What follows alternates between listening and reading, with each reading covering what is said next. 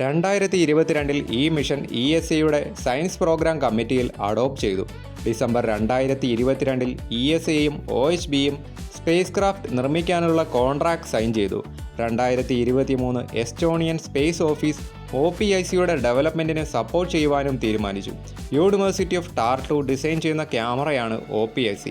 September 2024 MMA space pro B1 വേണ്ടുന്ന solar പാനലുകൾ നൽകുവാനായി സെലക്ട് ചെയ്യപ്പെട്ടു. ജൂലൈ 2024 സ്പേസ് ക്രാഫ്റ്റിൻ്റെ മാഗ്നറ്റോമീറ്റർ ബൂമിൻ്റെ വൈബ്രേഷൻ ടെസ്റ്റിംഗ് നടത്തപ്പെട്ടു.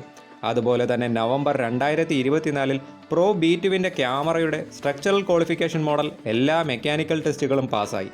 സ്ട്രക്ചറലി സൗണ്ട് ആണെന്നും കണ്ടെത്തി. ഡിസംബർ 2024 ബ്രൂണോ ചെക്കിയിലുള്ള OHB ചെക്ക് സ്പേസ് ഡസ്റ്റ് ഷീൽഡിൻ്റെ ടെസ്റ്റിംഗ് ആർട്ടികൾ അസംബിൾ ചെയ്തു. ഇത് പിന്നീട് ടെസ്റ്റിങ്ങിന് വേണ്ടി ജർമ്മനിയിലുള്ള ABG ടെസ്റ്റ് ഫെസിലിറ്റിയിൽ ട്രാൻസ്പോർട്ട് ചെയ്തു.